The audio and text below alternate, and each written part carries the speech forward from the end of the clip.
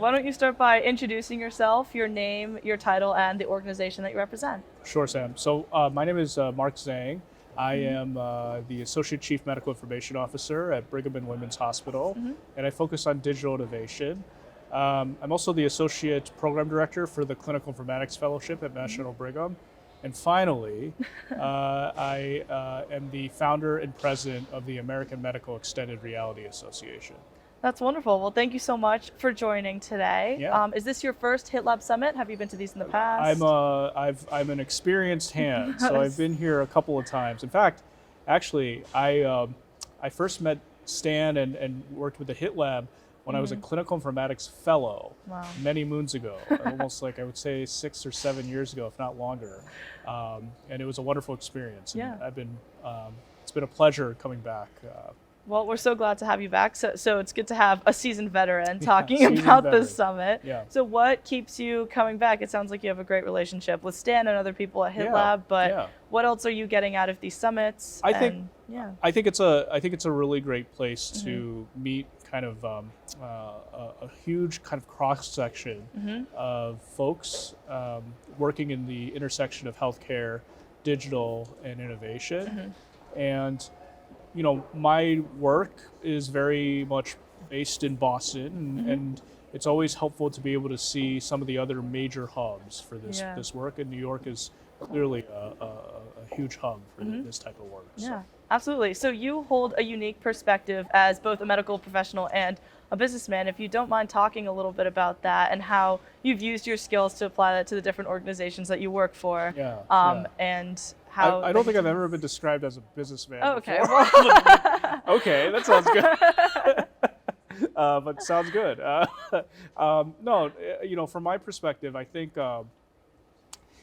that where medicine is going, especially in the 21st century, is very much going to be affected, influenced, and in some ways kind of directed by the technology that kind of powers medicine. And there are many levers to adopt and affect the adoption of technology, but one is certainly the financial and business kind of perspective. Yeah.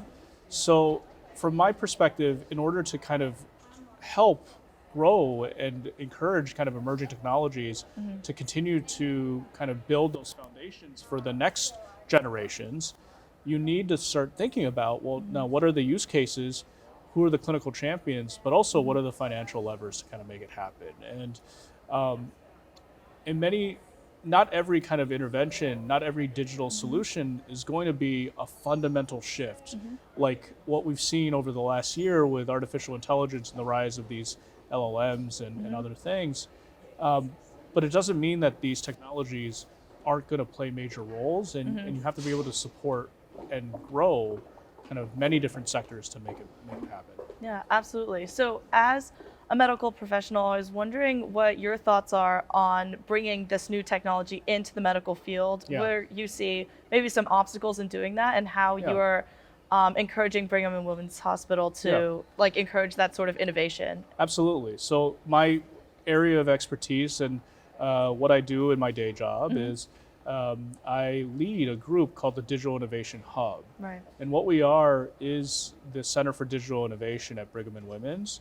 We have kind of 4 functions. The first is we're a solutions delivery group, so we're under our IS infrastructure. I'm a leader inside of IS. And we make applications, we pilot kind of digital solutions. And that's kind of one of the things we bring to the table is we add that value. The second is we function as an advisor and a subject matter expert in all things digital. So as we talk about fostering and adopting some of these emerging technologies, one of the big things we have, and this is kind of not just at Brigham, but I think you can extrapolate this to all of healthcare, is we have these incredible medical professionals and researchers and scientists, but they may not have that technical component, or they may not have any experience kind of navigating the waters that can sometimes be choppy on how to actually implement these kind of interventions inside of a highly regulated and secure kind of enclave that is healthcare. So what we do at the iHub is we help navigate that. Right. We function as an advisor. We function as a governance body to help kind of streamline and hopefully expedite the implementation of these digital solutions for both research, for pilots, and sometimes for operations. The last thing that we really kind of function at, the third thing is we function as a connector between the external kind of world and folks at the Brigham and Mass General Brigham. Right. But the last thing is we function as a hub for emerging technologies just as a whole. And that is also very important. So not only do we kind of do the thing, but we support others to do the thing. And then we also are looking for the next thing. And that's what our emerging technologies work really is about, is thinking about what's next. How do we, as an organization, think about it, understand it, and also have a thoughtful plan of how we can engage moving forward to either support it or to just be aware of it as these emerging technologies kind of go forward. And that's frankly why we're doing so much in extended reality, is because of that emerging technologies function that we have at the iHub. Yeah, absolutely. So I know you were invited here as a guest speaker. Yeah. If you could just give a brief summary about what you talked about, what you wanted everyone to get from what you talked about, that would be great. Of course. So, I've really had the pleasure of, as I said, I'm an old hand. I've been at HITLAB a handful of times. Yeah. And most recently, one of the things that I've become incredibly enamored with, and I think is going to fundamentally change healthcare, is the field of extended reality. And extended reality is really this umbrella term, XR, for things like virtual reality, augmented reality, things like the metaverse. That's all part of this extended reality umbrella. And even though it's early days, I think that the field of medicine is going to benefit greatly from these technologies. And it's all because of the work we've done at the iHub over the last couple of years, just exploring the space, that now that I've seen it, I know that there's a signal there. Yeah. So my talk today was a really engaging conversation about kind of where XR is for medicine and what we're trying to do, just as we've been talking, to how do we foster this and how do we grow it. And one of the ways we're growing the field of extended reality is I'm the founder and president of a new nonprofit medical society dedicated to advancing the science and application of extended reality, called the American Medical Extended Reality Association. Right. And actually, back in November, I was here, and that was at the very beginning, very, very early stages of this new society.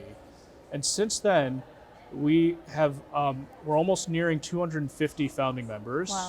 Wow. We are working with groups like the government. We're working with organizations like the American Medical Association and others to really try and advance the education of others, both the public, our peers, and our regulators about extended reality for medicine. And we're also advancing the science of extended reality by creating the first medical journal focused on XR, which I think is going to be a huge impact for the field as a whole. So yeah, absolutely. That's fascinating. Yeah. Well, good luck to you and the rest of your endeavors. Thank you so much for chatting with me today. And I really appreciate it. Thanks Enjoy so much, the rest Sam. of the summit. Thanks so you. Much.